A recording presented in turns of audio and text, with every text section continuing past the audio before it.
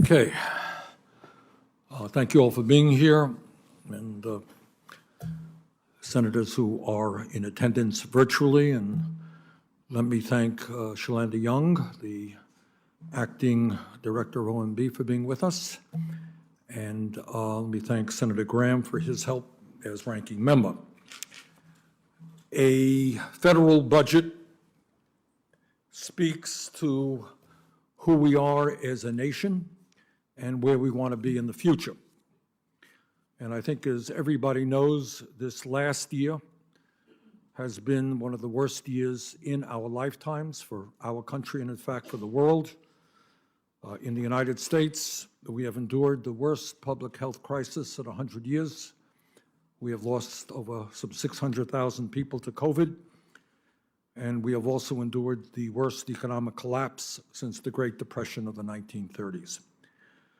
The very good news is I believe we are making significant progress in fighting our way out of both of those disasters.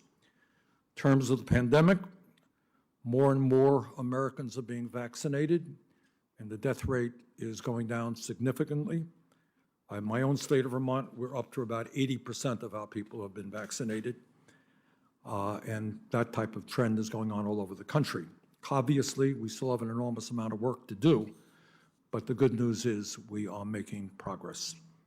Economically, we are also moving forward in the right direction. Millions of jobs have been created in the last few months as the economy reopens all across America. And one of the reasons, in my view, for our success has been the American Rescue Plan that the President signed into law in March. $1,400 direct payment that about 85% of our people received was enormously helpful in easing the anxiety and the pain and the distress that so many people were feeling. I don't know if any of you had the opportunity to talk to people who received those checks, but for a family of four, that was just life-saving. The American Rescue Plan, in a major way, has begun to cut childhood poverty because of the $3,600 child tax credit that we are providing to working families all across America. During the pandemic in my state, and I expect in all of your states, there were long lines of people lining up for emergency food. Hard to believe that's taking place in America. It was. We are making progress in reducing hunger in America. We are expanding, as a result of the American Rescue Plan, health care for people who need it. We're improving educational opportunities. We're providing summer and after-school programs for our kids. The American Rescue Plan provided an extra $300 a week in unemployment benefits to millions of workers who lost their jobs through no fault of their own. And the American Rescue Plan also is preventing millions of Americans from being thrown out onto the streets because they could not afford their rent. It is also preventing over 1 million workers and retirees from seeing their pensions slashed by up to 60%. In other words, that is a very significant piece of legislation that came at a time when working families in this country desperately needed help. But let us be clear. While we are making progress in protecting working families, an enormous amount of work remains before us. In the richest country in the history of the world, the working families of this country continue to struggle economically, with millions of our people continuing to live in desperation. Sometimes inside the Beltway, we can forget that reality. But literally speaking, 3 blocks from this building, there are people sleeping in tents out on the street, and the desperation exists from one end of this country to the other in every one of our states. Real wages, inflation accounted for wages in America, are lower today than they were 48 years ago. Think about that. Huge explosion in productivity, in technology, average American worker in real wages making less than he or she did 48 years ago. And frighteningly, and the young people know this, the younger generation stand an excellent chance, if we don't turn it around, of having a lower standard of living than their parents. In other words, we're moving in exactly the wrong direction. Today in America, over half of our people are living paycheck to paycheck, and millions are trying to get by on $8, $9, $10 an hour, which in my view is a starvation wage. In terms of health care, we remain the only major country on earth not to guarantee health care to all people, and yet we pay the highest prices in the world for health care. 90 million people are uninsured. 1 out of 4 people cannot afford the cost of a prescription drug their doctor prescribes because we pay the highest prices in the world for prescription drugs. Over 500,000 Americans are homeless today, and some 18 million households spend at least half of their incomes in housing. How the hell do you survive when you spend half of your income in housing? Meanwhile, while working families struggle, the very richest people in this country are doing unbelievably well. 2 people own more wealth than the bottom 40% of the American nation. And let me be as clear as I can be. The decisions that we make as a Congress will determine the very future of this nation. I'm not just talking about the movement toward authoritarianism and the attacks on democracy, which we are seeing every day. We are determining whether or not we are going to have an economy that works for all of us or just the very wealthiest people in this country. And in my view, the budget that President Biden has submitted to Congress constitutes a significant step forward for the working families in this country. Now, he has done his job, his staff has done their job. They have given us an excellent budget. It is our job to take that budget, to refine it, and to make it a document that works for all of our people. At a time when tens of millions of Americans continue to struggle economically, the president's budget would create millions of good-paying jobs, underline good-paying jobs, in this country by rebuilding our crumbling roads, bridges, water systems, wastewater plants. We have talked about infrastructure. Debbie, how many years have we talked about it? Decades since we have been here. Infrastructure. Republicans talk about it. Democrats talk about it. Every state in this country has a crumbling infrastructure. We have done nothing or very little. Now is the time to put our people back to work rebuilding our crumbling infrastructure. We need to build millions of units of affordable housing. We need to combat climate change. The scientists are very clear. Every day that we delay is another day that we endanger the well-being of our children and our grandchildren with more droughts, more floods, more extreme weather disturbances. That's the bad news.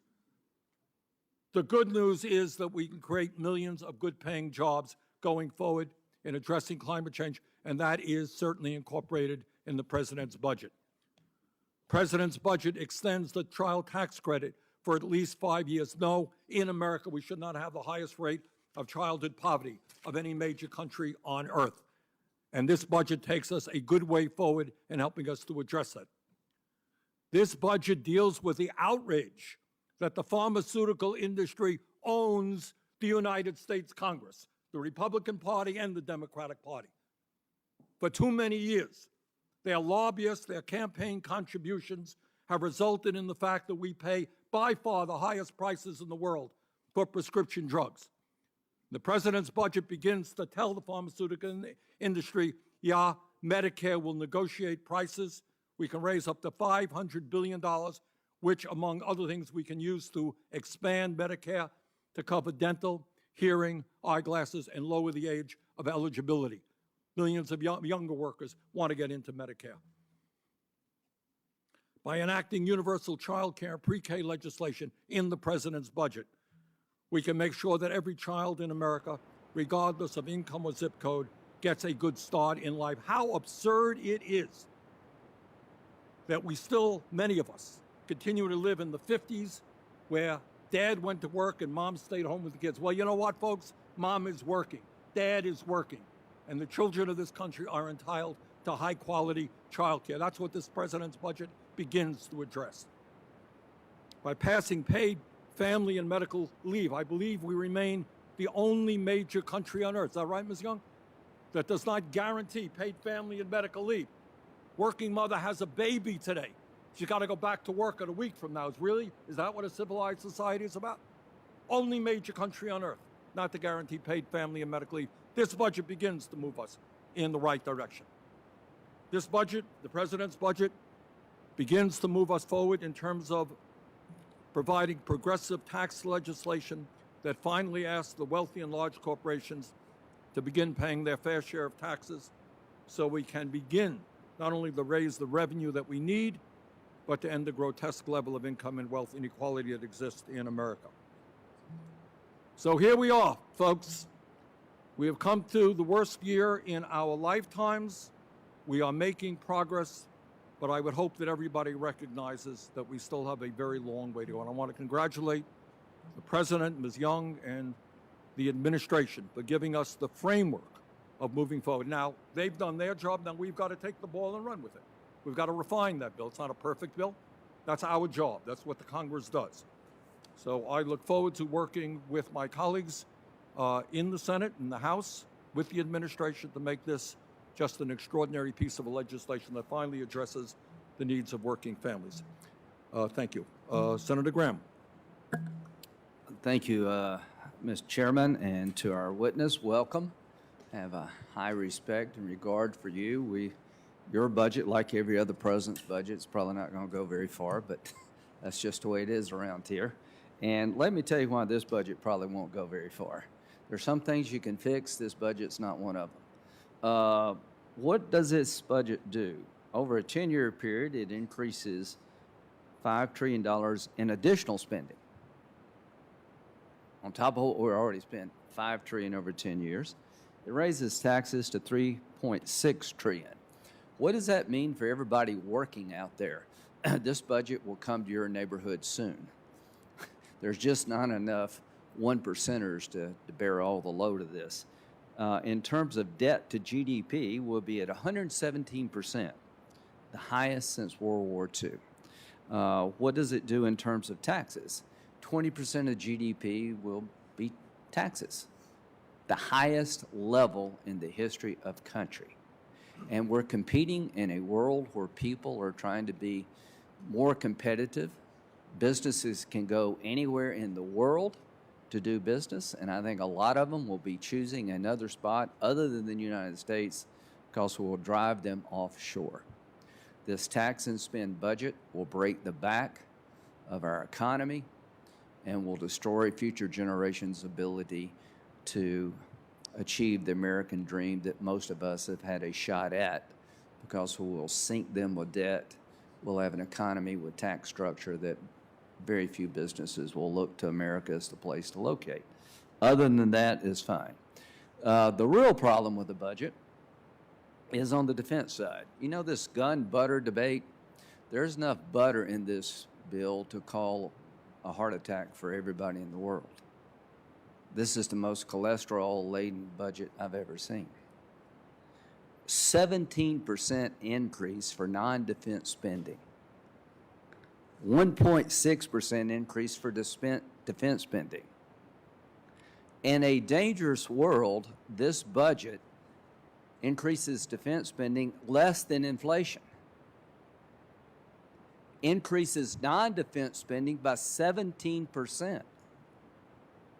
If you don't have a television, you need to buy one. Look what's going on in the world. The Iranians are marching toward a nuclear weapon, 60% enrichment. We have Russia rallying the neighborhood it lives in. Afghanistan, we're about to withdraw, and ISIS and unfortunately Al-Qaeda types are going to reemerge. We've got North Korea threatening every day to expand their nuclear program. The Chinese are up to no good on every front. The incursions into friendly airspace by Russia and China at an all-time high. So our response is to basically neuter our defense capabilities. Mr. Chairman, how do you grow the Defense Department to compete with the technologies being developed by Russia and China if our defense spending is less than inflation? Their spending is not less than inflation. So this budget, I think, is blind to the world in which we live in terms of military threats. It has an approach to the role of the federal government that will destroy free enterprise. It will create a tax and spend policy in perpetuity that will make it very hard for the next generation of Americans to grow their own business, start their own business, and raise their families with some hope of acquiring wealth. 71% of all taxes in America are paid by people that make over $500,000. 53 million Americans pay zero federal income tax. Where are we headed? This budget, in my view, will destroy the ability to create new jobs in this country, will create a debt burden on future generations that would be devastating, and would at a time of great danger strip America of being able to maintain a qualitative edge over those who wish us harm. This is a very ill-conceived budget.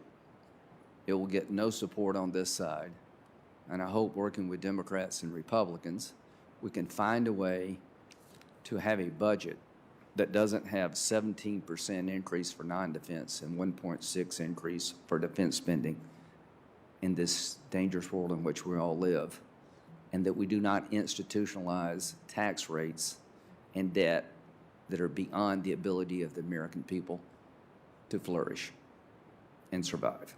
Thank you. Thank you, Senator Graham. Shalanda DeYoung is the Acting Director and Deputy Director of the Office of Management and Budget, and we're delighted that she is before us today. Ms. Young?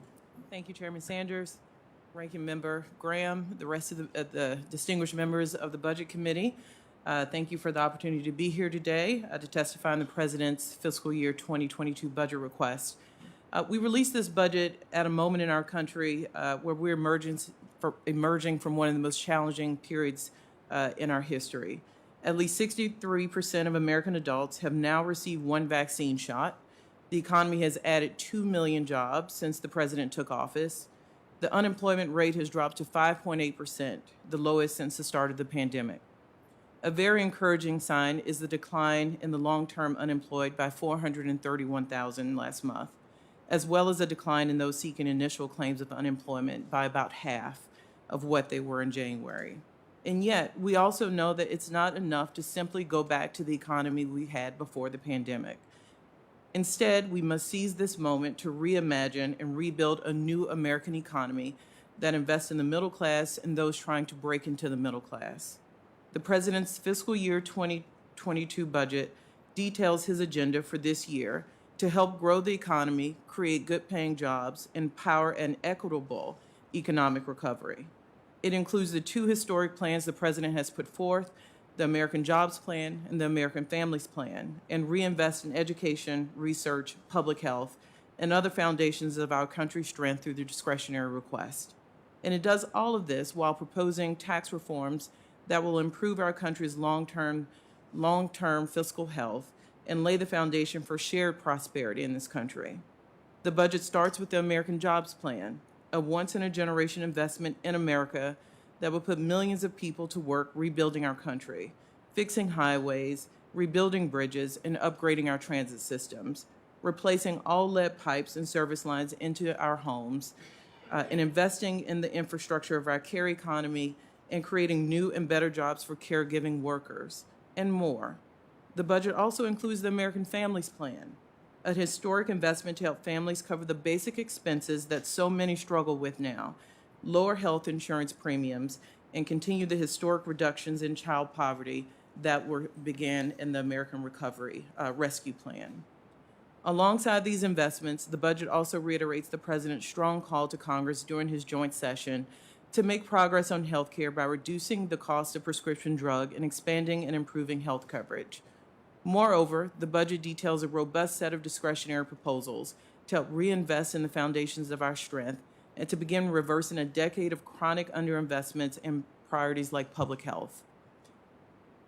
In total, the budget's discretionary investment would restore non-defense appropriations to its historical average share of the economy. Importantly, the budget makes all of these investments in a way that's responsive to both near and medium-term economic landscape and longer-term fiscal outlook.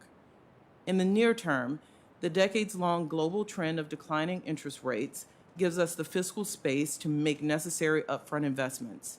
Under the budget's policies, the real cost of federal debt payments will remain below the historical average through the coming decade, even as the budget assumes that interest rates will rise from their current lows, consistent with private sector forecasts. Over the long run, when we face larger fiscal challenges and more uncertainty about interest rates, the budget will reduce the deficit and improve our nation's finances. That's because its front-loaded investments are more than paid for through the permanent tax reforms that will ensure corporations and the wealthiest Americans pay their fair share. The budget policies reduce annual deficits beginning in 2030 and reduce deficits by over $2 trillion in the subsequent decade, while the American Jobs Plan and American Families Plan are fully offset within 15 years. As a whole, the President's budget will improve our nation's long-term finances while making the growth enhancement investments we need right now. Thank you for the opportunity to appear before the committee today, and I look forward to taking your questions. Thank you very much. Ms. Young, let me start off with an issue that I've worked on for a long time, as others have, and that is the high cost of prescription drugs, the fact that the United States, through our Medicare program, does not negotiate drug prices. What does the President's budget do in terms of lowering drug prices and demanding that we get fair prices from the pharmaceutical industry? Senator Sanders, the budget makes clear that the President expects action on this year, that we expect a bill from Congress that allows Medicare to negotiate drug prices that saves at least $500 billion for the American people because through lowering of drug payments, which you know is an extreme cost not only to beneficiaries but to taxpayers through the Medicare program. To my mind, in the richest country on earth, it is hard to believe that millions of seniors don't have teeth in their mouths, don't have the hearing aids that they need, don't have the eyeglasses they need. What does the President's budget propose in terms of expanding Medicare? Not only does the President want and expect action this year, as he called for in the joint address on prescription drugs, he expects those savings and others to be used to strengthen the Medicare and Medicaid programs with plans to enhance dental, vision, and hearing aid through those programs. Ms. Young, you may be aware that, unbelievably, I hear my Republican colleagues talk about problems, and somehow they forget issues like we have the highest rate of childhood poverty of almost any major country on earth, while the very rich are richer. What does this bill finally begin to do, the President's budget, in terms of childhood poverty in America? One, it looks at the issues you brought up about women in the job force and a need for child care for all families that's affordable, equitable. So it invests heavily in child care spending. It reinvests in Head Start. Today, the discretionary budget serves 95,000 fewer children than it did 10 years ago. So it looks at a full picture to allow families to educate their children in a way that's fair to all families, no matter of income level. Why is that important? I mean, I'm asking you such an obvious question, but some apparently still don't appreciate this. Why in today's economy is it important that we have a strong child care and pre-K system? I'm here before you as a woman. Families look very different than they did 30 years ago. We need all the tools available to allow women and fathers to enter the workforce while not worrying about child care for their families. The United States, I say to my colleagues, used to be the best educated country on earth. My memory is correct, we used to have the highest percentage of college graduates of any major country. That is no longer the case. Senator Graham mentioned that this is a very competitive economy, world economy. It certainly is. And you know what? You're not going to succeed in a competitive world economy unless we have the best educated workforce in the world. What does the President's budget do in terms of improving, allowing working families to get the higher education that right now they cannot afford? This budget would allow 2-year community colleges to be free for Americans, which we think is the appropriate thing to do. As the President has said over and over, we developed an education system decades ago that said 12 years was the right amount of years. We need to relook at that. And I think if we look at now what the educational requirements are for most jobs, that doesn't make sense anymore. That's an area, by the way, we're going to maybe expand a little bit on what the president's ideas. I think we can go beyond community colleges, making them available to working families. My last question is, while some of my colleagues may not appreciate it, the scientists are pretty clear that climate change is an existential threat to this planet, that not only the United States, but China and countries, India, countries all over the world are going to have to work extremely aggressively to transform our energy system and in the process create millions of good-paying jobs. Ms. Young, what does the president's budget do in terms of finally getting us to move forward aggressively in climate change? The discretionary budget invests $36 billion to combat climate change, an increase of $14 billion, Senator Sanders. Also at agencies you wouldn't typically think of, but all agencies are being impacted by climate change, including the Department of Defense, including the Small Business Administration. We have to look at this government-wide, and that's what this budget is doing. In addition to the billions of investments in climate change we're putting forth as part of the jobs plan. All right, my last question is, there are communities all over this country, often communities of color, that have been ignored for many, many years. What does this president's budget do in terms of improving life in those communities? Sir, you'll see an increased amount. We just talked about climate change in the environmental justice space. This is an area we've put out an executive order requiring all agencies, as they implement, as they think about the budget, as they think about programs, that the government should work for all people, no matter their race, gender, and make sure we are providing equitable service to all Americans. So it goes beyond the budget, and ask agencies to relook at everything we're doing to make sure we're reaching all Americans. Ms. Young, thank you very much. Senator Graham? Thank you. Thank you very much for the job you do, and we'll try to work together here. Do you agree we need to fund the government this year? Absolutely. Do you agree we need some top lines sooner rather than later? We have some for you here to consider. Yeah, some that would work. If we say no to this, is that the end of the discussion? Senator Graham, the budget has always been the beginning of a process. Right. So you know that we're going to say no, and I think a lot of the Democrats will be uneasy with some of the priorities in this budget, or the lack of priorities in terms of defense. So I just want to encourage you, let's try to pass a budget. Fund the government through the appropriations process. We can do it. Do you agree that continuing resolutions are a bad way to run the military and out everything else? Everything else. Okay. So the reason I want to beat you up on the budget is because I like you. And I'm trying to get to where we're all going to be. We're going to be here fairly soon as appropriators, trying to find a way to pass a budget that our colleagues can support. So I think Ms. Young is uniquely qualified to help us get there. And so when do you think we should have these discussions about a top line we could all agree upon? Senator Graham, I know the House Appropriations Committee will start its work soon, hoping the Senate Appropriations Committee follows suit. And I think both bodies have to work their will, starting with where the president would like to see both go. But both have a history of putting member interests where members of both bodies can come together. It has to be a bipartisan process. Okay, good. The sooner that process can start, the better, as far as I'm concerned. A bunch of states are basically canceling the federal unemployment benefit for their state because they believe it hinders the ability to hire people back as the economy reemerges from the COVID pandemic. Do you understand that logic, and what's your view of that? Well, one, I'd like to state the way we do unemployment, the governors have the right to make those calls. But I'd also like to point out the jobs report we saw last week.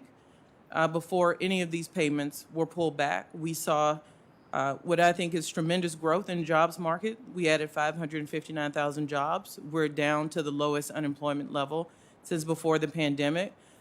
So we will see the results of what those governors have done, but we're also seeing a big return of the economy before that $300 was pulled. Their belief is that the enhanced unemployment benefit is deterring people from re-entering into the workforce. There's a lot of jobs out there that are unfilled and will never be filled until you change the benefit structure.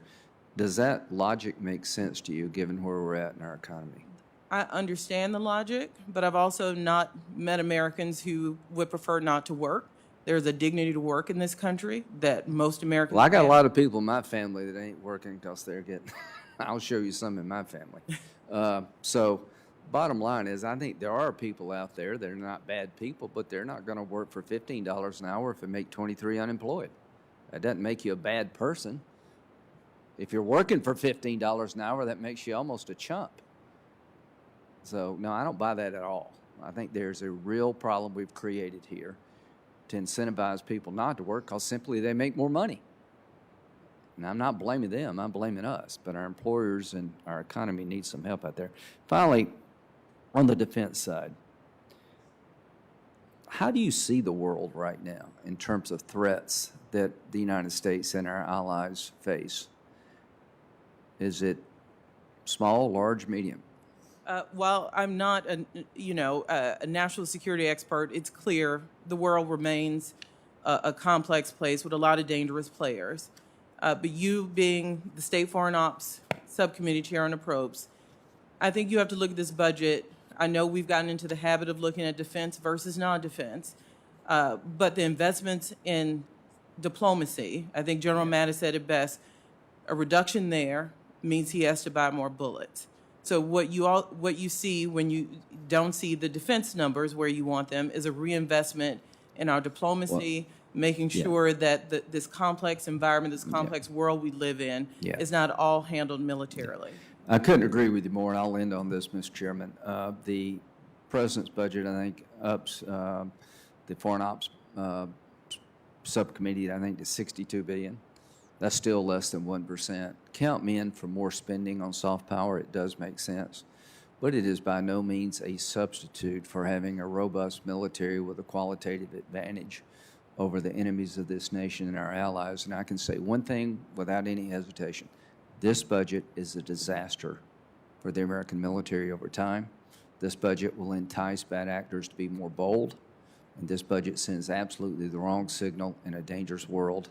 While I appreciate more developmental aid spending, we're not going to defend America through developmental aid spending. Our adversaries are growing in capability. This budget does not allow us to stay ahead. Thank you. Thank you, Senator Grimm. Senator Stabenow. Well, thank you very much, Mr. Chairman, and Ms. Young, welcome again. I first want to start because I'm sure we're going to hear from Republican colleagues now that we have a Democratic president about how deficits will destroy the country, and which is always happening under a Democratic president, but not under a Republican president. So just in the time that I've been here, just for the record, for folks listening, I came into the U.S. House in 1997, and President Clinton, Democrat, balanced the budget for the first time in 30 years. I was proud to be able to do that. Came into the Senate, President Bush, 2 tax cuts geared to the wealthiest Americans, wars not paid for, huge deficits. Nobody said anything about the deficits. Went into a financial crisis at the end of his term. President Obama comes in, right-sizes the government, the financial crisis. Suddenly deficits matter again. They're horrible and will ruin the country. By the end of his term, deficits are coming down. President Trump comes in, deficits really don't matter. Everything gets exploded in terms of the deficits. Republican colleagues don't say anything. But now we have President Biden and deficits matter again. So I think we ought to just say, as we hear this going forward, understand where it's coming from. I want to thank you for a budget that reflects the needs and values of the people of Michigan. I want to thank you for supporting the Great Lakes. It's the first time in 5 years I haven't had to come to the Budget Committee and talk about how eliminating the Great Lakes Restoration Initiative would be a bad thing for protecting the Great Lakes. So thank you for investing in that as well. I wondered if you could speak a little bit more about closing the tax gap, I think, which is so important. President Biden's proposed a significant investment in the IRS ability to enforce the tax laws on the books. I think everybody in my state thinks that's a good idea, and if they're required to pay their taxes, that everybody should be required to pay their taxes, and it's pretty simple. People should pay what they owe. Every year, there are hundreds of billions of dollars in taxes that are owed that aren't paid. In fact, in the Finance Committee, I was really amazed to hear the former IRS commissioner say he thinks there's $2 trillion in unpaid taxes. And when you look at it, it's unreported income, it's income hidden because of complex business arrangements and so on, and compounded by staffing cuts over the years that have made it harder to do complex tax-consuming audits. And the result is that low-income taxpayers with a simple tax filing get audited. A billionaire with complicated finances have a much better chance of not being audited. And so when we're looking at roads and bridges and education and healthcare and Department of Defense and all the things that we need to fund, these are big numbers. So I wondered if you would talk more about the role that revenue from closing the tax gap plays in funding the critical investments that I'm sure everybody will be talking about this morning. So, Senator Stabenow, we do pay a lot of attention on the spending side without pointing out the president's proposal is completely offset through tax reform. Also, before you even get to tax reform, through asking those who are supposed to pay a certain amount of tax to pay that. The IRS has been woefully underfunded for decades, the last decade even more, thanks to the Budget Control Act. So we're saying, you said $2 trillion, we're tracking closer to $1 trillion. That's what people owe under these tax laws with no changes. So we do think we need robust investments in the IRS to make sure that regular Americans are not paying their fair share while those under our current laws are getting away without paying anything into the system close to what they owe. And then we have to skimp on these investments in infrastructure and childcare. Yep. Thank you very much. Well, on behalf of the people of Michigan, we need to get that done. People want to make sure our tax system and enforcement is fair. One other question. I have many I'd love to talk to you about, but I want to talk to you more about what we've talked about privately in terms of a really important piece of healthcare, which is behavioral health, healthcare above the neck, mental health, substance abuse services, and so on. We've had dramatically positive things happening through new certified community behavioral health clinics. Senator Roy Blunt and I, Republican, Democratic colleagues together, pushing forward on a new way to provide quality services in the community that keep people out of the jail. Instead, they're getting help out of the emergency room, out of the homeless shelters, getting help. The budget includes $125 million increase in startup funds, but doesn't address the need to make these clinics fully available and funded across the country. So I wonder if you could speak to some of the successes of this approach in community clinics, and will you work with Senator Blunt, myself, and other colleagues to make sure that we can put in place the legislation necessary to provide these services across the country? Briefly. Yeah. Senator Stabenow, as I said privately, of course, we'll work with you to make sure we get the right mix and are servicing people the best way when it comes to behavioral and mental health. So we'll absolutely work with you. Thank you. Thank you. Senator Grassley. Yeah, I don't have an easel, so I want to show you a 50-year history of taxes and taxes coming into the federal treasury, just to show you that your wish of getting more revenue from higher tax rates just doesn't pay off. The blue line is a 50-year history of tax rates, up and down. The red line is the actual revenue that actually comes in, which tells me that the history over 50 years is that the taxpayers in this country have decided they're only going to give us in Washington so much money, averaging about 17 4/10% of gross national product. Now, you want to raise that about 20% to an average of about 19.9, I believe. It just isn't going to happen. People are going to decide that they're going to take leisure instead of working for the government. They've decided that this is the amount of money that's going to come in.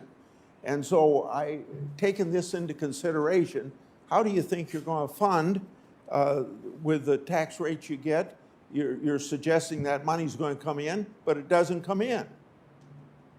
Senator Grassley, one, I think I need some of the visual aid that Senator Sanders talked about earlier, but from what I can see of the lines, I think not all, but partly can be explained by what I just talked to Senator Stabenow about. We need to make sure that we have an IRS, a government that is collecting what the tax law says we should be collecting. And some people absolutely do not pay what they're supposed to pay, not because they're staying home, because they have found loopholes that we are beginning to close in this budget. So, I think it is troubling, the line you've shown, and we are trying to do something about that to make sure people are paying what the tax law says they're supposed to pay, and it's usually the very wealthy who find loopholes that we need to close.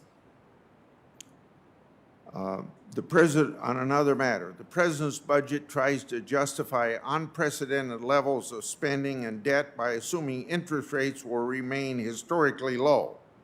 Recently, Secretary Yellen is quoted as saying interest rates have been, quote, too low now for a decade, unquote, and that we should welcome higher rates. But if interest rates do increase, that could be a catastrophic given escalating debt under the president's budget. As Brian Riedel of the Manhattan Institute recently highlighted in testimony before the House Financial Services Committee, interest rates that are only 1 percentage point higher than CBO currently projects would add $30 trillion of interest costs over the next 3 decades. Given Secretary Yellen's recognizes the potential of higher interest rates, doesn't proposing a budget that results in public debt reaching 117% of GDP by 2031 and continues to rise thereafter risk leading us down the path that we've seen in other countries? Greece is an example. I suppose Italy would be another example towards a debt crisis.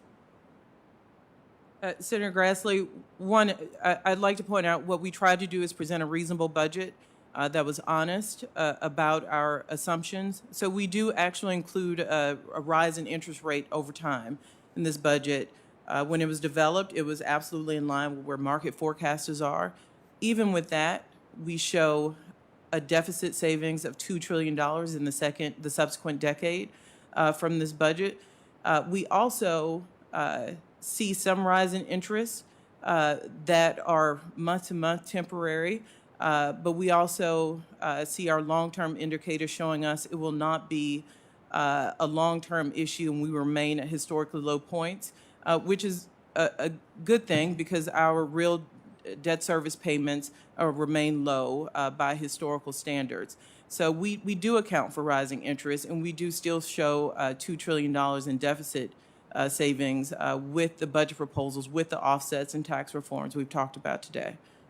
Since the end of World War II and prior to the pandemic, spending as a percent of GDP exceeded 24% of GDP in only 1 year. That was 2009 at the height of the financial crisis, when spending reached 24.4% of GDP.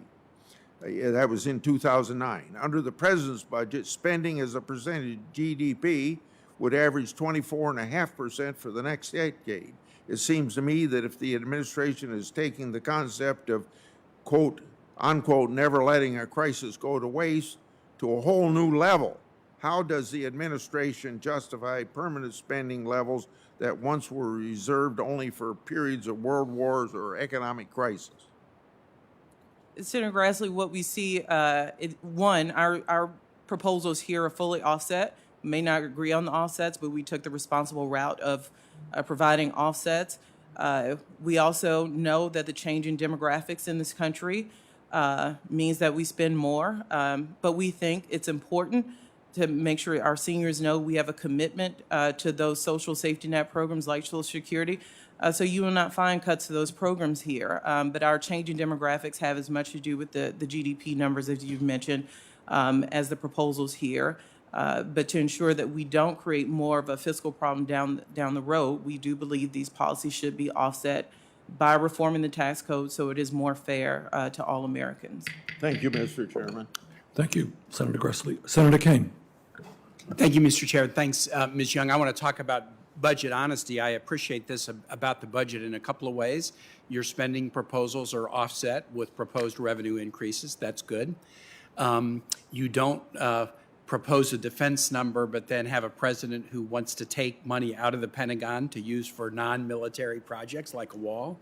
President Trump took about $12 billion out of the Pentagon to use for the wall. So while the top line for defense may only go up a little, actually, if you count in the fact that President Biden isn't going to raid the defense budget for non-military emergencies, it's actually a larger increase in defense spending within the Pentagon. And let's get to this. You use fairly conservative revenue forecasts. So you projected trillions of dollars of deficit savings over the 2 decades using conservative revenue forecasts. Now, as I read the budget, what it suggests to me is this. We're still in the middle of a once-in-a-century public health crisis that's killed 600,000 people and ravaged the economy.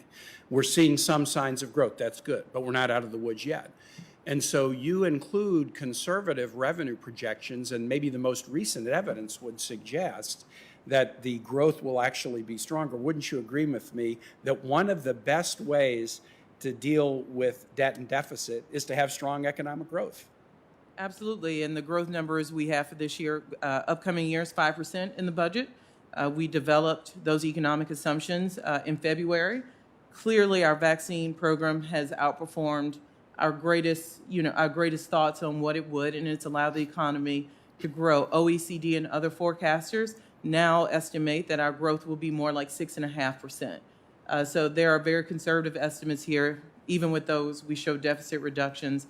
And there's proof through market forecasters and others that we're doing better than even this budget. And when the time is right, you can come back to Congress. If you feel like you need to adjust the revenue projections, you can come back to us. And we might even see the anti-deficit effect that you testified earlier being even stronger because of the potential for robust growth. We're required to do something called a mid-session review, and I certainly don't want to get ahead of myself, but given where the market is and market forecasters, I expect we'd see much stronger growth. On the theory that economic growth is the best anti-deficit strategy, I also want to point out analyses for the last decade have always indicated that comprehensive immigration reform is something that you can do that will significantly increase economic growth without really adding a penny to the deficit. And it would be my hope that we would grapple with that. If we're interested in fiscal responsibility, comprehensive immigration reform is one of the most important things we could do. I am right, am I not, that President Biden is not proposing to raid the Pentagon budget to take money out of it for non-defense emergencies. Am I correct in that? You're correct, absolutely correct. Over the course of about a year in the calendar year, it straddled 2 fiscal years, President Trump took $12 billion out of the Pentagon budget. And so the top line numbers that Ranking Member Graham showed actually were sort of artificial. Those were indeed top lines. That didn't reflect what was actually spent by the previous administration because they spirited monies away. Senator Graham also talked about the notion that the discretionary budget was increasing at a significant percent. The money on diplomacy is in the discretionary budget, but it is important to the national defense, correct? Right. The Department of Energy, which is over our nuclear arsenal, really important to national defense, but that's in the discretionary budget, isn't it? That's right.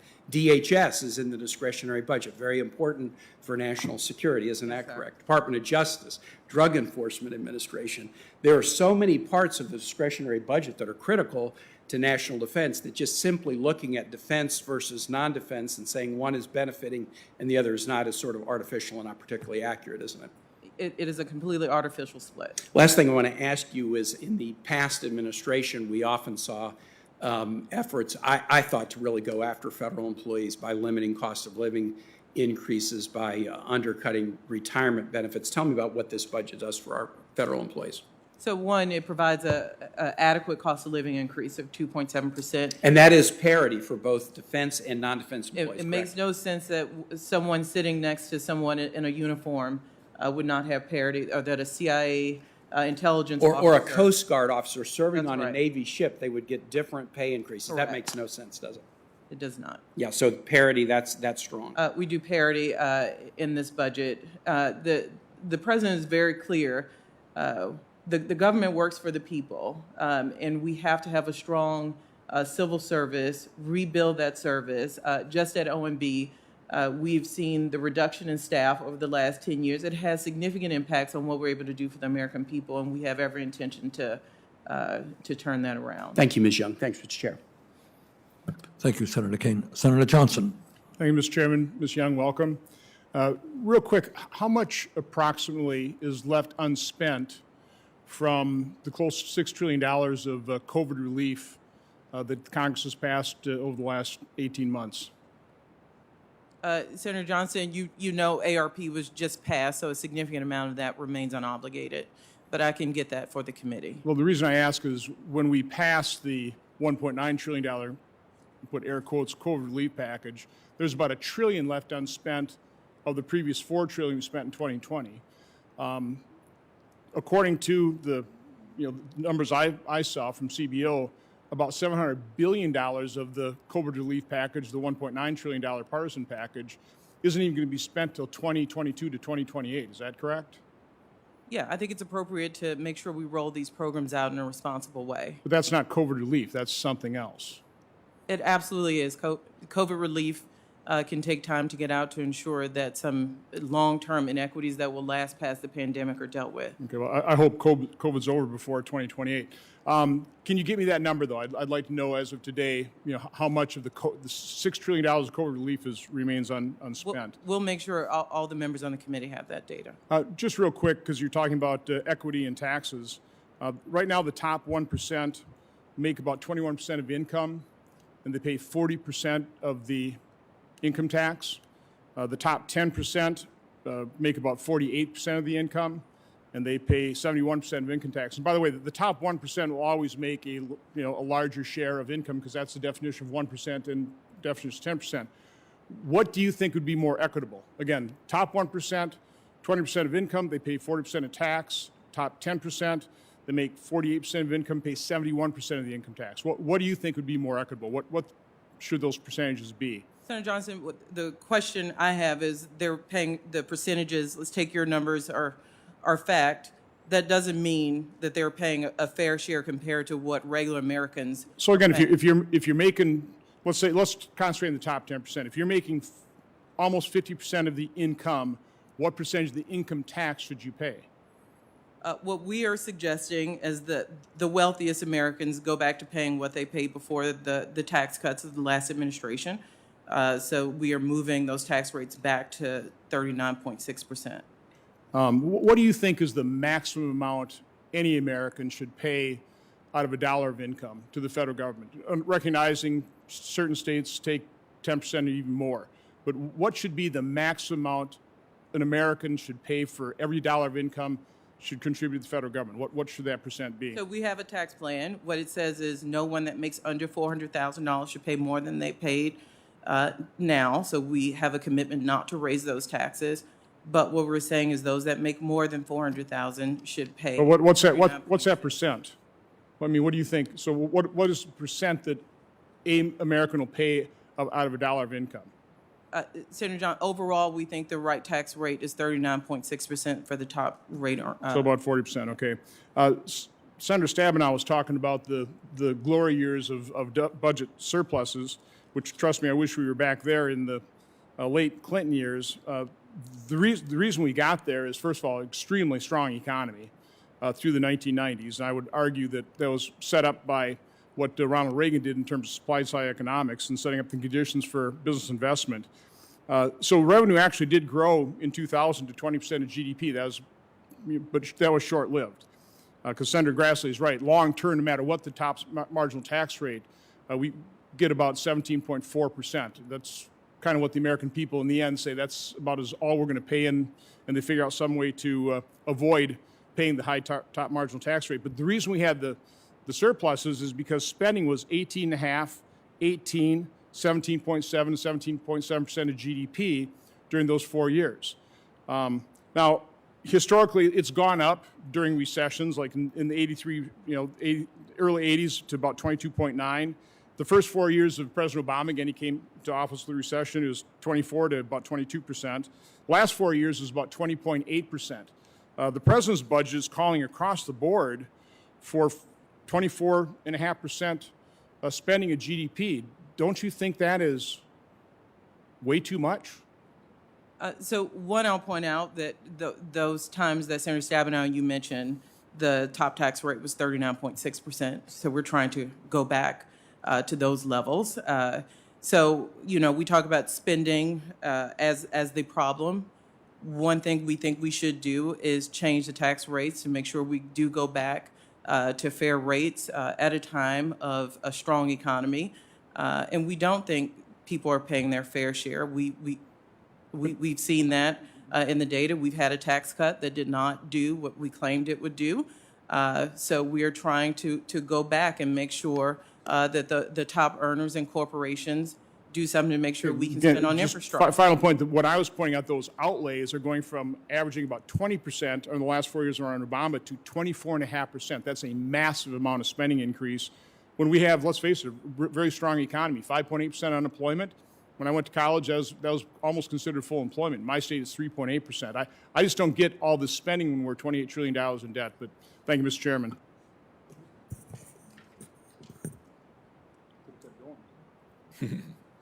Thank you. Senator Toomey should be available on video. I am. Thank you, Mr. Chairman.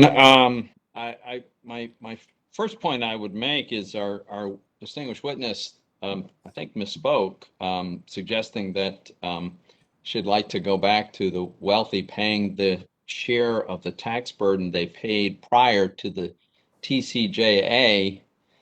If we went to that, then the wealthy would pay a lower percentage of all the taxes that are paid, because when we did the tax reform of 2017, the TCJA, we shifted the tax burden from middle income people to higher income people. We made the tax code more progressive than it was prior to the TCJA.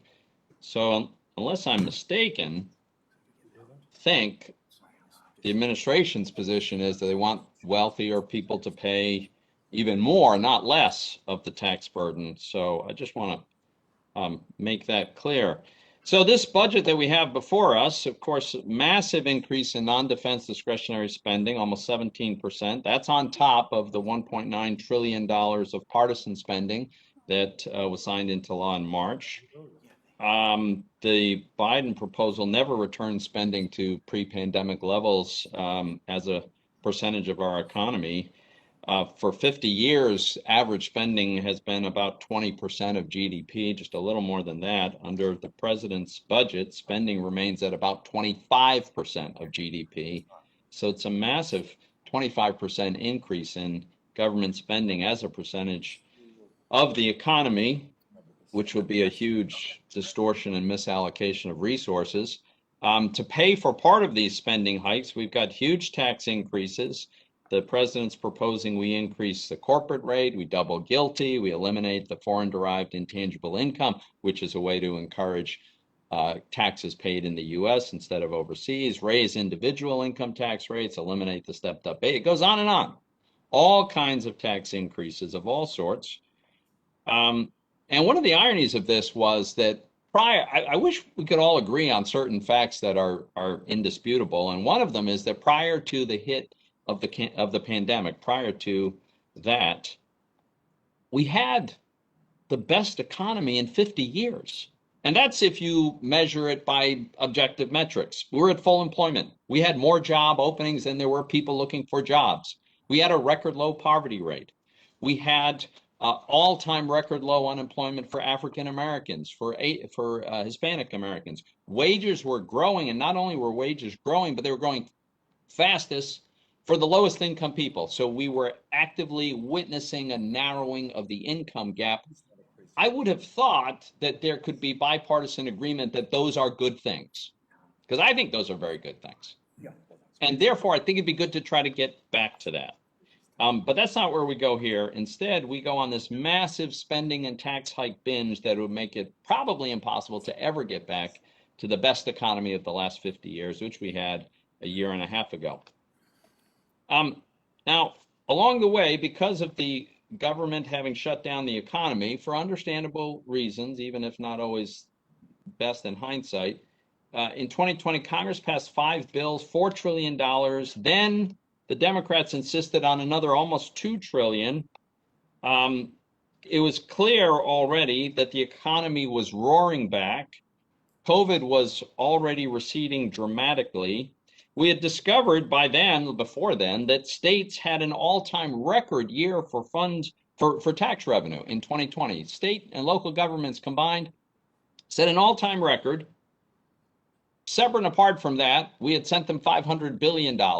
And then the administration says we have to send them another $350 billion, of course. It's just unbelievable, the spending everywhere you look. California is a great example. Here we go. In California, they announced that this fiscal year, they've run a $75.7 billion surplus. That's just their surplus. But they're going to get another $42 billion from the federal government. So they don't know what to do with all this money. They're going to send checks out. So here's one thing that I've suggested is that since there's bipartisan agreement on physical infrastructure spending, why not spend some of this money that's been approved, but it hasn't gone out the door? I think our witness testified that much of it couldn't possibly have been spent yet. I agree with that. But I have a concern, and my concern is how much detailed information we have about what is actually available to be repurposed.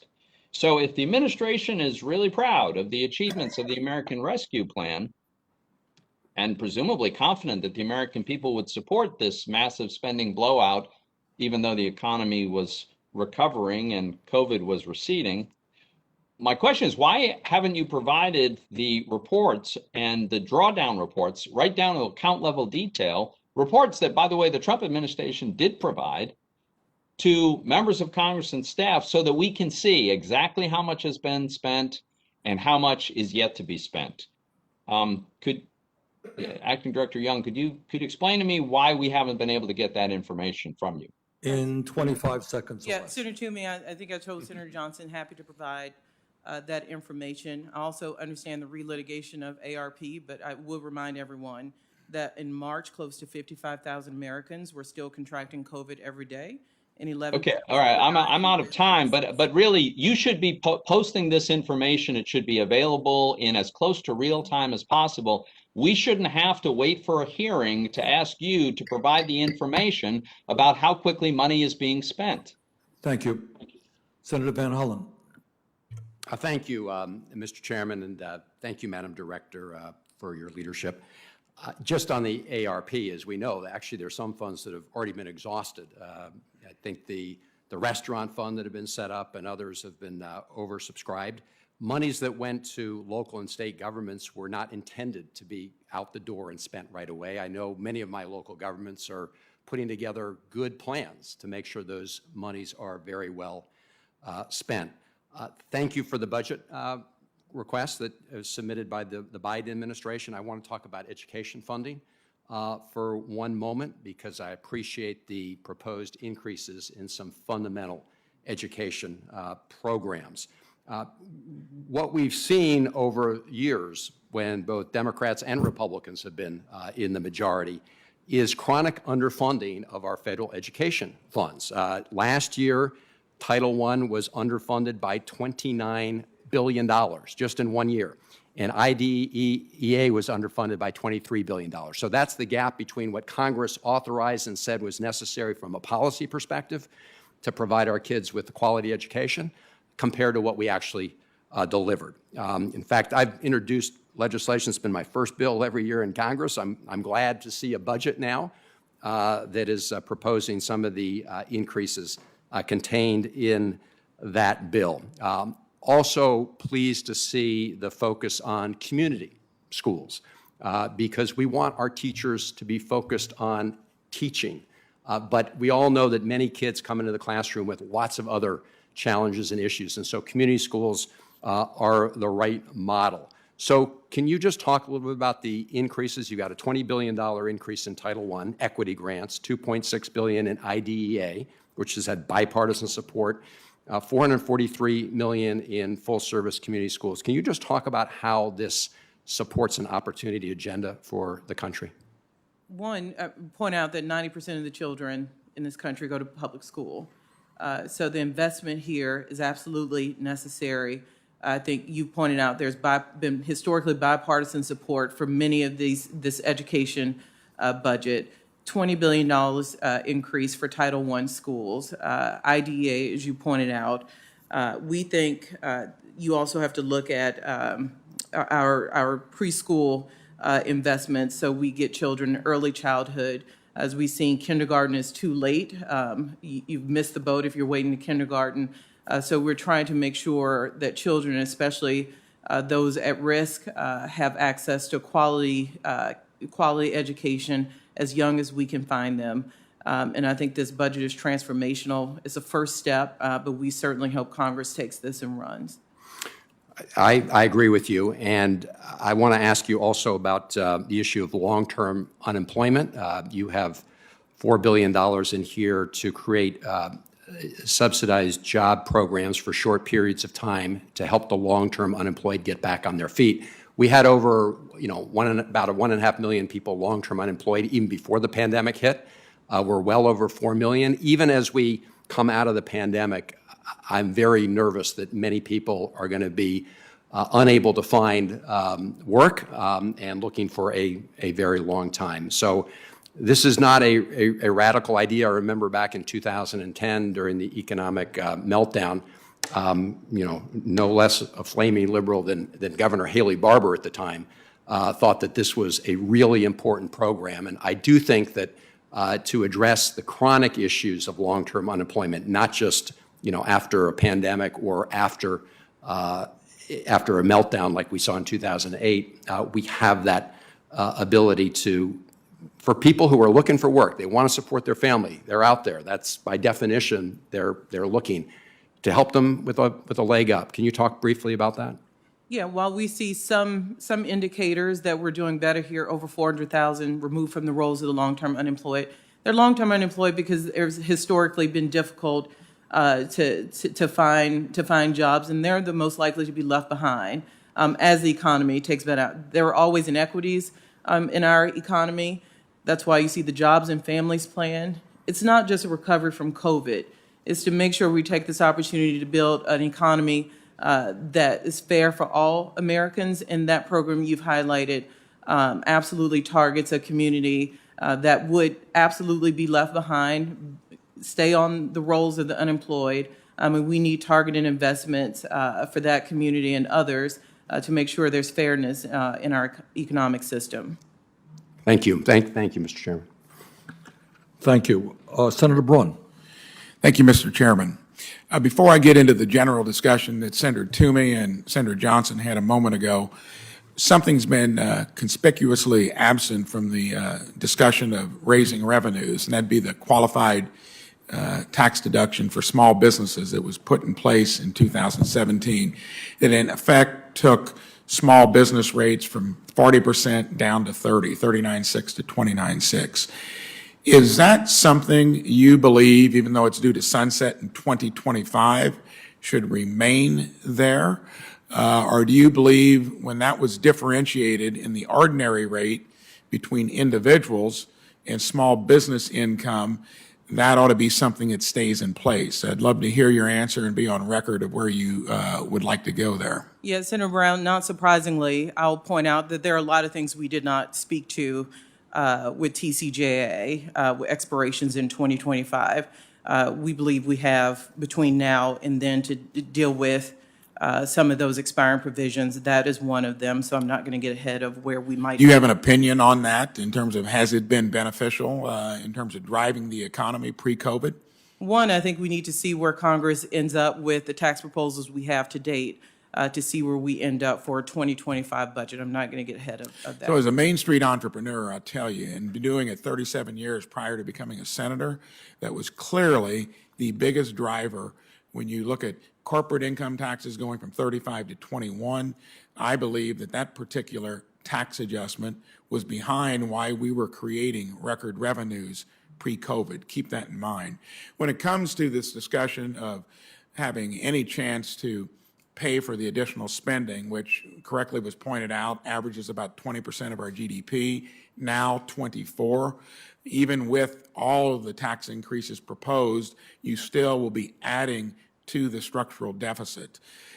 Implicit in all of this, and I think to be honest with the American public, is that we choose to borrow this from our kids and our grandkids. Do you think that is healthy public policy to spend in that fashion when we're really asking future generations to pay for it? Because since I've been here, anything that's done defers something to 6 to 10 years down the road, spends like crazy in the present. We do not do offsets, which means we're willing to borrow from our kids and grandkids. Do you buy that as good policy long term? Senator Brown, I buy that there are puts and takes in every decision in life, and we better do something about our infrastructure, our education, our systemic unfairness in the tax system, or we do risk future generations being worse off. So I'll take that as a declaration that you are willing to borrow from future generations on end to get these policy proposals across. I'd point out that that doesn't work anywhere else. In any state government, it doesn't work in any entity that's got the rigor of competition in the private sector, and it's a very poor example of what we do at a place that so many people look to, so many businesses do, and I think it sets us up as a bad business partner for any of the good policy that we choose to pursue, whether it's infrastructure, education, any of the things that people look to the federal government maybe to do more of.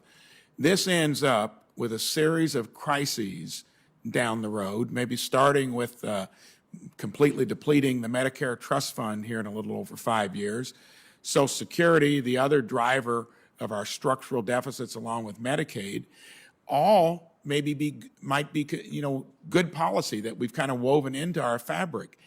That's all at risk as well. So I think that as long as we're on this pathway, we need to be honest about it and to also acknowledge that we were at the sweet spot of maybe what government should do pre-COVID, based upon especially that incentive built into making the productive economy healthy with that qualified income tax deduction for small businesses.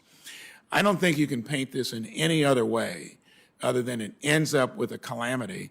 And even though it feels good in the short run that we're spending money on so many things all of us are interested in, but it's derelict to the American public to do it when we're borrowing every penny of it. Because let's face it, raising taxes, that's not near as certain as spending the money at the tune of creating these $1.5 trillion, $1.5 trillion deficits and the debt that it adds in the future. I think that's part of what journey you're on. Thank you, Senator. I see we're out of time, but I'll just point out that we absolutely agree. You should pay for your proposals, and that's what we do here, and I get there are disagreements, but we have put forward a set of proposals that would pay for the spending. Thank you. Thank you. Senator Murray. Mr. Chairman, thank you. Acting Director Young, welcome. Good to see you today. I was really pleased to see President Biden's budget lay out a plan to make our economy actually work for working families and not just those at the very top. I think we all know that the budget is really a reflection of our values and our priorities, and this budget really pushes forward strong investments in our workers, in our families, in our kids, that's going to help our communities succeed in our present and in the future.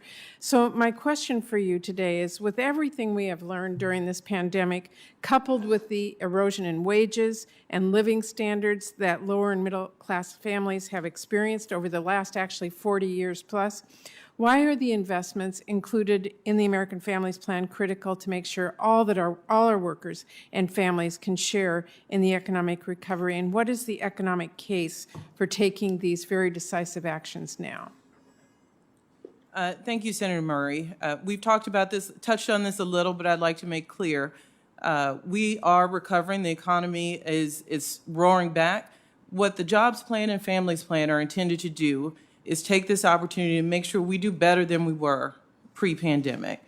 Those without college educations, that they have good paying jobs, that we fundamentally give everyone in this country an opportunity, that we admit that there were inequities in the system before the pandemic, that the pandemic highlighted, that we do better about with our opportunity here.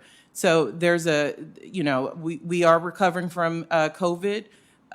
We think ARP gave us a leg up given where we are in vaccines, but we have an opportunity here to make sure everyone can take part in the American dream, maybe in a way that they weren't able to do before the pandemic. So we've been talking about infrastructure for a long time. The president's talked about Infrastructure Week since he was a member of this distinguished body. He'd like to stop talking about it and do something about it. And I think most Americans feel the same way, and we'd like the chance to put forward a proposal while asking the wealthiest Americans, while asking big corporations to pay their fair share. Well, thank you. And I think we need both the American Jobs Plan and the American Families Plan if we want to build back a fairer and a stronger economy on the other side of this pandemic. So before I close, I just wanted to raise two issues of critical importance to my home state of Washington, and that is the cleanup of the Hanford nuclear site and efforts to restore the salmon runs in the Pacific Northwest.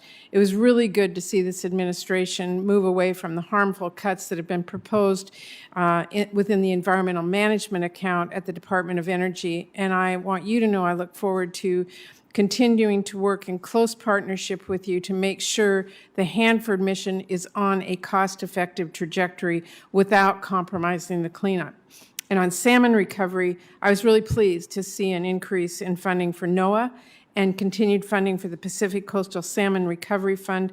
On that issue as well, I look forward to working with you closely and the administration to save salmon in the Pacific Northwest.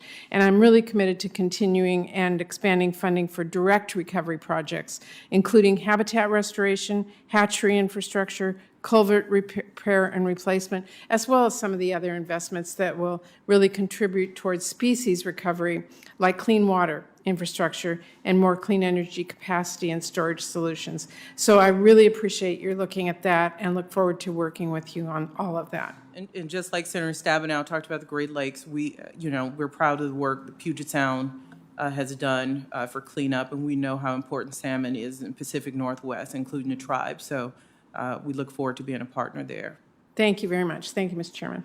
Thank you. Senator Scott. Thank you, Chairman. Thank you, Ms. Young, for being here. What are going to be what do you think our federal receipts will be in this fiscal year? Senator, let me see if the team has the exact number, but I think it's just a little, I think it's estimated to be a little less than 3.5 trillion.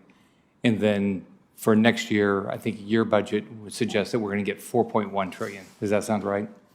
no, I have it as a percent of GDP, so that would not equal up to yours. But historically, post-war average 17.2% of GDP are receipts, and our 10-year average is 19.3. So if you look at the way I think about it is, you're going to go from a little less than 3.5 trillion to over 4.1 trillion dollars. I think that's about a 17% increase in receipts in 1 year.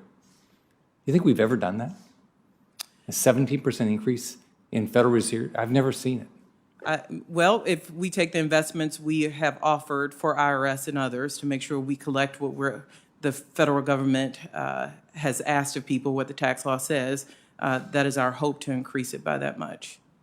I've never seen the federal government be able to increase its receipts by 17% in 1 year. And so I think what you said when Senator Brown asked you that your belief is that we ought to do everything we can to live within our budget and pay for things. So let's assume that the Senate doesn't pass all these tax increases. What would you do? How would you deal with your budget then? I mean, Senator Scott, I can make a lot of predictions, but my guess is if the Senate doesn't pass the offsets, the spending is also in danger. So we'd have to see the full package that the Senate and House would move on. So right now, we're getting close to $30 trillion total debt. I think public debt is over $24 trillion, which is bigger than our GDP, right? Yeah. So if you look at that now, if you look at, I think the 10-year average for Treasury is over 5%, right? So your projection after this year of we're going to see, I guess, it looks like people are talking about 6% increase, but after that it'd be 2% or less per year of GDP growth. Yeah, and as I talked to Senator Kane about, we've seen growth since these budget estimates were assumed, so you should expect some update of that through our mid-session review. So how do we ever balance a budget if we already have our federal debt in excess of our GDP, if our GDP is going to grow around 2%, and realistically, we're not going to have low interest rates forever. As a matter of fact, we've been at a historical low, so if you look at history, things go to above actually historical averages. So how would we ever get a balanced budget? And if we don't, how's that going to impact our poorest families with inflation? Yeah, Senator Scott, there are a lot of assumptions in there. I would, in that scenario, I would question including the interest rates. We're not seeing long-term indicators that show we're going back to the 70s with interest rates. So we do think we have the fiscal space to make these investments, but we also do believe that you have to put forth a proposal to pay for these investments over time, which is why we've done that. So we are reducing the deficit. But as you know, we have an aging society, which is part of the structural growth in spending we're not addressing, because we don't think we should be cutting Social Security and Medicare at this time. And if the choice is between that and asking the wealthiest to pay more, that's what we need to do. So we know that the Medicare Trust Fund and Social Security Trust Fund they're clearly depleting.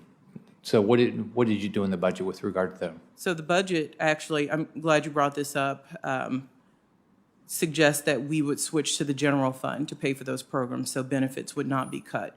So we do still have to deal with larger structural offsets, how you pay for that, how you grow the economy. But we would assume that those benefits will be paid for out of the general fund if the trust funds do run out of money. So when you think about getting a return on investment, so you said we're going to make these investments, then we're going to get a return. How do you see that we get a return? When you look at the numbers, we never get to a balanced budget. A balanced budget is certainly one goal, a goal you speak to. I think another goal is to make sure that we're flattening the curve and debt as a percentage of GDP does not grow. But we also do really care about, and most economists tell us it's a better indicator to look at what we're paying on real debt service. And we do think those payments will remain low, but we also think we need to grow the economy, which these investments would do. Thank you. Thank you. Senator Padilla. Thank you, Mr. Chair. Ms. Young. First, just want to share a few comments similar to what several of my colleagues have already shared, just in thanking you for the 2022 budget, which as crafted, have no doubt will accelerate our recovery from the COVID-19 pandemic and, more importantly, as you pointed out, help us build a more equitable and prosperous economy for all Americans. I believe the President is rightfully rejecting the failed theory of trickle-down economics and instead making strategic investments to help families enter and stay in the middle class. So with all due respect to some of my colleagues' newfound concern about deficits and debt, I know that this proposal meets this moment to rebuild our nation's infrastructure, combat climate change, create millions of good-paying jobs, reduce income and wealth inequality, expand access to child care, redress systemic inequities, and so much more. So I look forward to working with you and the other members of this committee and others to advance this bold vision to deliver the equitable investments that the American people so direly need. I do have a couple questions, a couple in the category of wildfires. I'm from California, and another in regards to housing. First, wildfires. California's most recent wildfire season was the worst on record, with more than 4.2 million acres burned. And we know that without bold action to combat climate change and to improve the resiliency of high-risk areas, we'll continue to see more severe and frequent wildfires. It's important to recognize that 50% of forest land in California is owned by the federal government. So wildland fire management in California is indeed a federal issue. Unfortunately, we've seen decades of underinvestment by the federal government. So I'm pleased to see that the U.S. Forest Service's budget request proposes a $400 million climate funding allocation to accelerate the restoration of degraded forests and rangelands. In total, the U.S. Forest Service proposes an increase of $170 million for wildland fire management and $80 million for its wildfire suppression operations fund. Director Young, simple yes, no question. Will you commit to working with Congress and the Department of Agriculture to ensure that the Forest Service's Region 5 receives the additional staffing and resources it needs to address the hazardous fuels backlog and reduce risk in California? Yes, sir. All right. Next, I want to call your attention specifically to ongoing delays in transferring critical wildfire air tankers from the Air Force to CAL FIRE for fire suppression efforts. The Air Force was directed in the 2019 National Defense Authorization Act to modify 7 Coast Guard HC-130H aircraft with state-of-the-art wildfire suppression equipment and transfer them to California for use by CAL FIRE. Delays in transferring these 7 air tankers are especially troubling because of the crucial role that air assets play in fighting California wildfires. So given the severe wildfire season anticipated now and in the foreseeable future, will you commit to working with my office to expedite the congressionally mandated retrofit and transfer of these aircraft? We will call those agencies and work with you and to see where we are. Thank you so much. And in my final minute, I want to get to the issue of affordable housing and homelessness. As our nation begins to recover from the COVID-19 pandemic, and the American Rescue Plan continues to deliver critical relief in our communities, our longstanding affordable housing and homelessness crises are returning to the forefront. California needs to build an estimated 3.5 million new homes to meet the demand for new housing, and that's just California. According to a recent analysis by the Center on Budget and Policy Priorities, more than 1.8 million California renters had not been able to catch up on their rent as of mid-May. And the lack of affordable housing and rising rents are pushing more and more people into homelessness. There's now more than 160,000 individuals experiencing homelessness in California. So the need to make significant long-term investments sort of speaks for itself. I'm pleased that the Department of Housing and Urban Development's budget incorporates the President's American Jobs Plan and calls for investing $147 billion to bolster the nation's housing infrastructure while creating jobs. Director Young, will you commit to ensuring that the administration continues to push for essential investments in affordable housing as we work in advancing the infrastructure package? Yes, Senator, and also pleased that we have a significant voucher increase in the discretionary budget. Yes, which has also been very, very helpful. So thank you for your leadership and your work. Look forward to working with you. Thank you, Mr. Chairman. Thank you. Senator Romney. Thank you, Mr. Chairman. Ms. Young, you said a moment ago that the 2017 tax cut didn't do what it claimed it would do. I would note that prior to COVID, I believe the economy was at a record level of growth and record levels of low unemployment for minorities and for the entire population. So I would think, I wasn't here in 2017, didn't vote for that tax plan, but I think those who did would say actually it was doing what it said it would do. COVID came, and I don't believe the tax cut was related to COVID. Do you of course, recognize that every country, every major developed country in the world has a capital gains rate, tax rate, lower than ordinary income rate? And the reason they do that, I presume, is because they want to encourage individuals and entities to make risky investments, because starting a business, for instance, is a risky thing to do, or investing in basic research is a risky thing to do. And so rather than having people just put their money in the bank and earning interest, they want them to do things that if you will, create new businesses and new jobs. The President's plan suggests that we're not going to have a lower tax rate for capital gains. Do you believe there's a relationship between growth and capital gains tax rates? Senator Romney, clearly we have maybe a difference of opinion on capital gains. We are trying to ensure that what you pay based on your labor, your work, is taxed at the same as your investment income, which a lot of Americans don't have the opportunity to have. So is there inherent unfairness that I would pay more taxes based on the work that I do every day, and those who might be the wealthiest pay half that in some instances because of the investment income they get? We clearly think so, and we think those things should be more equal. So you think that unlike every other developed country in the world, we should have the same tax rate, or actually a higher tax rate, for investment in risky startup businesses and so forth than we do for ordinary income?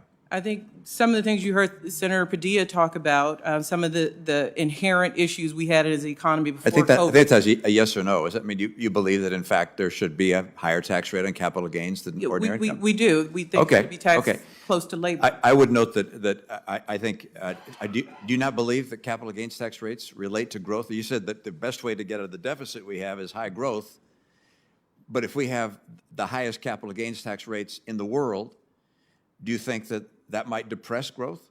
We think middle class is an avenue to growth, and this would allow us to put more income or resources into infrastructure, into education, rather than allowing the wealthy to pay, in some instances, half or even less than half of working Americans. Well, don't forget that the top 10% earners in America are paying 71% of the income tax. Is that not their fair share? Is that you keep saying they should pay their fair share, they should pay their fair share. What is the fair share that should be paid by the top 10% of Americans? If 71% is too low, will you say what share it should be? Senator Roman, I think you have to look at what they're making compared to what they're paying, and I think most Americans would find it objectionable given the percentage they're paying of their income. I think CEOs now make close to 300 it's noted times more than 53% of Americans pay no income tax at all. So, and should that number get higher? Should there be a higher percent that pays no income tax at all? We should have to compare that to what they make compared to the top 1% and what they're making. Well, you know what the numbers are in terms of the top 10% earn 40% of the income and are paying 71% of the taxes. And so should they be paying 80% of the taxes, 85, 90? I think we have to look at what they're paying compared to what they make, which is, I know it's hard to believe, but they are not paying the same percentage as workers. When you say they're not paying the same percentage as workers, 53% of Americans pay no income tax at all. So if 53% of Americans are not paying any tax, how is it those top 10% are paying a higher share?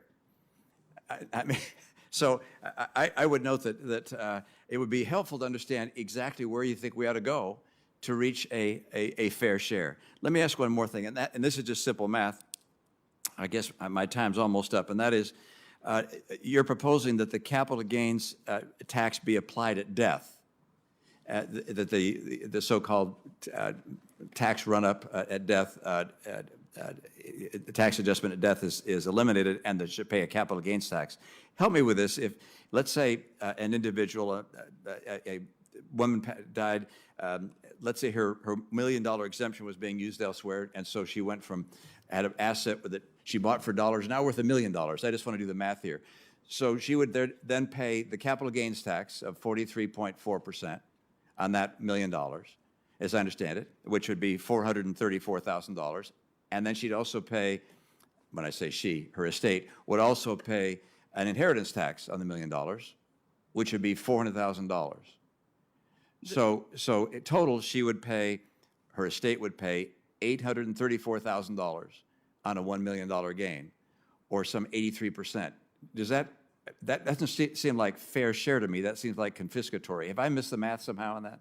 I would say if you look at it in maybe in more round numbers, if I want to leave a $5 million house to a child, $2.5 million remains tax-free.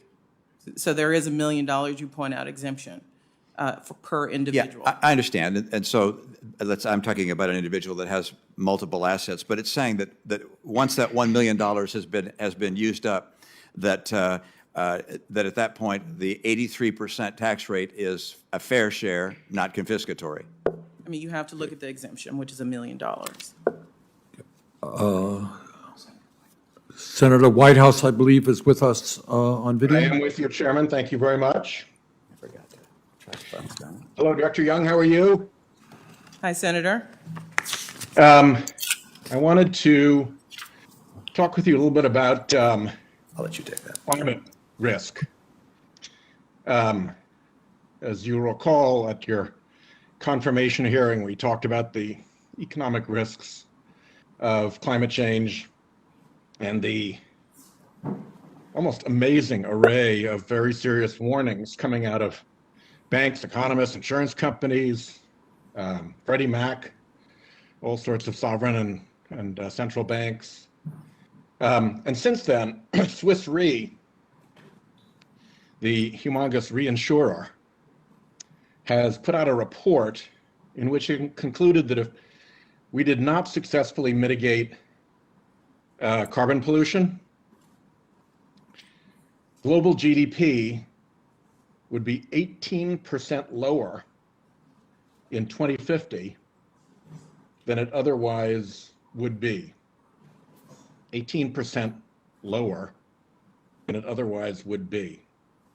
That's essentially $1 in every $5 coming out of the global economy.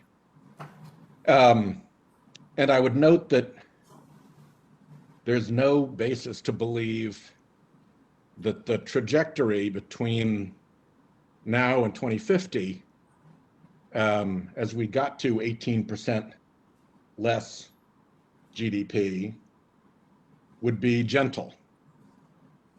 In fact, there's every reason to believe that at some point in that period, the transition or transitions would be abrupt and would be sudden and would provide economic shock to the system. What I would like you to do is to comment a little bit on when you hear about an 18% loss of GDP, what kind of human and economic casualties does that cause? And what do those scenarios look like if you add in the element of suddenness, of abruptness, of shock? I mean, it's bad enough if we went on a smooth trajectory to having 18% less GDP in the world than we otherwise would have. But if it all happens in a calamitous shock, that obviously worsens things considerably. So if you could reflect on those and give me your thoughts, I'd appreciate it. Thank you, Senator Whitehouse. The president has stated many times the belief that climate change is an existential threat from our national defense. To look at what we're spending now on disaster relief. I'm a South Louisiana. The money we have to invest to make sure that our coastline doesn't continue to slip into the Gulf of Mexico. I see Senator Kennedy here, so I'm reluctant to talk about our home state. But if I could interrupt for 1 second, Ms. Young, I think the quotation from the New Orleans newspaper from the scientist about this was really simple with regard to South Louisiana. If I recall correctly, it was, "We're screwed." So I sympathize, but go ahead and answer your question. So what we haven't done in this budget, but I think others have in academia, is see what the economic effects would be for climate change. Look, the few investments we're making here and the impact it has on the top line is nothing compared to if we allow this, with one state we see what the fiscal hit would be, and the economy could not continue if we allowed climate change to continue in that manner along the coast. So there's no doubt to me that this spending is necessary to see if we can even catch up to what we've unfortunately allowed to happen around the world with regard to climate change. And we see it as not a partisan issue. It is certainly one that has attracted partisan rancor, but I think anyone who lives along the coast can see not only the human impact, but the economic impact it has on those who live there, who work there, and it can't continue. And for the record, there is not, nor ever has been, serious dispute about the basic elements of this in the scientific community. The dispute was manufactured by the oil and gas industry and its front groups in order to create political space for itself. Last quick question. Have you ever seen revenue? Has America ever seen revenues at a similar share of our economy to what President Biden is proposing? And if so, how was the economy doing back then, and how was the budget doing back then? Senator Whitehouse, I think the important thing is when everyone, talks about debt, and we absolutely have to look at debt as a share of GDP, but it would be unfair to not look at the revenue side of the ledger to make sure that we aren't falsely restricting ourselves to make investments in climate, in infrastructure, and make sure we do see a role for the wealthiest Americans. We do see a tax rate where they are paying less than working Americans as a percentage of what they bring in. We do see the use of loopholes and offshoring that keep us from investing in areas that both parties agree on. But at the macro level, when we last saw revenues at around 20% of GDP, we had a booming economy and budget surpluses, correct? Okay, Sheldon? All right, thank you. Senator Kennedy. Thank you, Mr. Chairman. Madam Director, how are you? Good. I'm going to fuss a little bit, but I'm not fussing at you. I'm one of your big fans.